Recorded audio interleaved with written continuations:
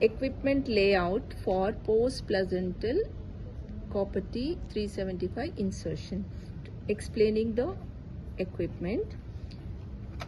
We need two broad sim speculum.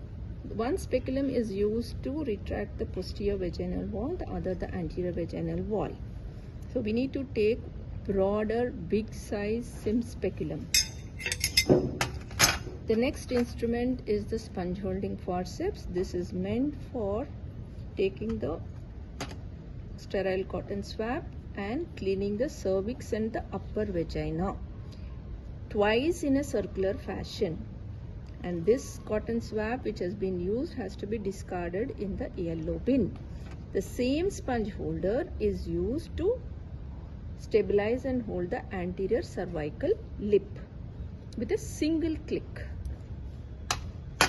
The next most important instrument is the Kelly's postplacental forceps. If you compare this instrument with the sponge holding forceps, it is 30 centimeters in length. Sponge holding forceps has a lock. This is devoid of a lock. Kelly's postplacental is devoid of a lock. And there is a medial curvature. This is a straight instrument. And if you compare the fenestra, this is Kelly's postplacental forceps. The fenestra are bigger in size when compared to the sponge holding forceps. So one difference is in the size, the second difference is in the curvature, third is in the length, and the fourth is in the presence and absence of the locking system. Thank you.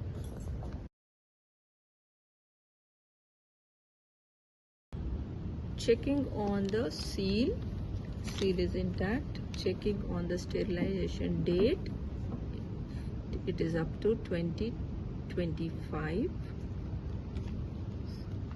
Now opening it on the open side, the cover is being peeled.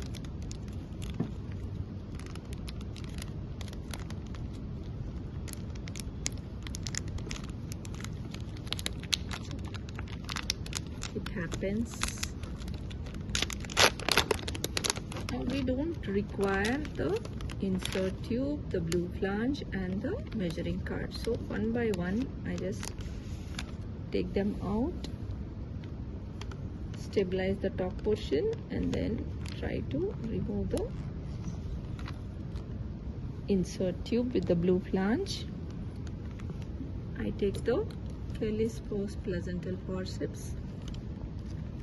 I try to reach the junction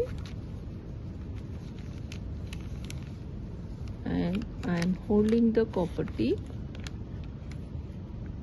exactly in such a way that it gets the vertical limb and is held,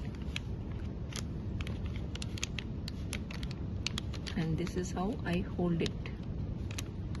And copper, the vertical limb, the copper is not visualized through the fenestra, but one of the horizontal limbs are visualized through the fenestra. Now I stabilize this. Can you help me in peeling off the entire cover? Thank you, Dr. Yashila. And now I lift it. I don't drag it like this, but I am lifting it. Now it is ready for use. Now I am entering the cervical canal.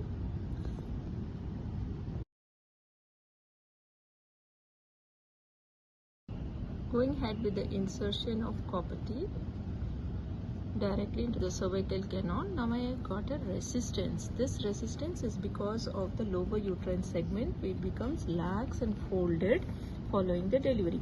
To straighten up the lower uterine segment, I am placing my left hand above the symphysis pubis, elevating the gravid uterus, placing my 3 fingers close to the fundus. Now I am proceeding in such a way that it reaches the fundus. For that I am lowering my elbow, going towards the direction of the umbilicus, going forwards till I am getting the resistance. Now at this point I feel the resistance and I also feel the instrument the tip of the instrument with my fingers on the abdominal hand. At this point, I am releasing the IUCD, giving a slight medial tilt, and then going along the left wall of the uterus in an open fashion, and then I am gently trying to come out. And at the end of the procedure, the threads are not to be seen. That means I have left the cavity at the fundus correctly. Now I release the sponge holding forceps and then remove the speculum and place it in 0.5% chlorine solution for decontamination. Thank you.